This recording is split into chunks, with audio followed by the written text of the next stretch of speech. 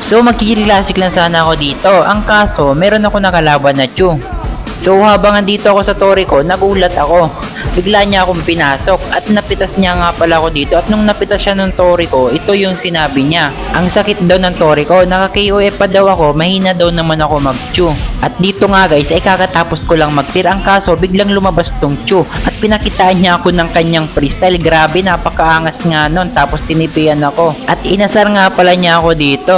At dito guys, hindi ko ina-expect na andun na naman pala siya. Akala ko dumalo na siya sa ibang lane, pero grabe talaga, tinatarget ako nitong chew. Sabay sabi niya, tapon ko na lang daw tong skin ko, mahina daw naman ako.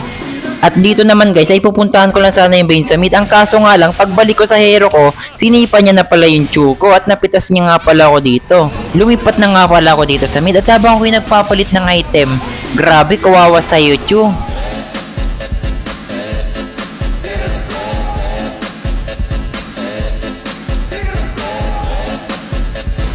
Grabe, ang lakas naman. At sabi niya, mahina daw naman kasi ako. At dito guys, nagulat ako, biglang may sumipa sa akin. Pero hindi sapat yung sipa niya para mapatumba ako, kaya siya yung napatumba ko. At sabi niya, nakachamba daw ako. Chamba pala. Kaya dito guys, nung nakita ko siya, plinagiran ko na, inunahan ko na, baka kasi ako pa yung mapitas niya. Kaya nung napitas ko siya dito, tinipian ko siya. Sabay sabi ko, nagpakita pa siya sa akin. Kaya dito guys, ay inamagan ko na siya sa mga dadaanan niya. At syempre, pinakitaan ko rin siya ng mga freestyle ko. At nung napitas ko nga pala siya dito, ang sabi niya, andaya daw, hindi daw siya makagalaw. At dito guys, habang ako'y naglalakad, bigla-bigla na lang siyang sumusulpot, kaya ako'y nagugulat, bigla-bigla na rin ako napapa-freestyle. At syempre guys, kulang pa yon, kaya ang ginawa ko dito, inabangan ko ulit siya dito, at pinakitaan ko ulit siya ng triple recall. Siguro napapaangan na siya sa mga ginagawa ko, napakaangas nun.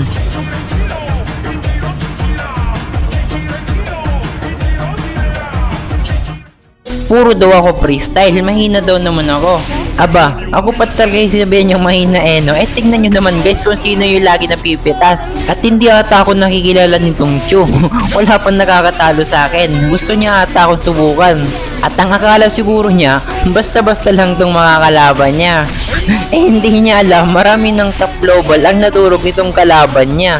At syempre guys, tingnan nyo kung paano kinakawawa tong Chu na mayabang na to. Puro lang ata to yabang lagi naman napipitas. At dito guys, hindi niya ata alam na nalaman ko na andito niya sa bush. At nagulat ako, bigla siyang nawala. At syempre guys, papatahimikin na natin tong Chu. At dahil nga pala mayabang to kanina, ipapakita ko na sa kanya yung tinatago ko.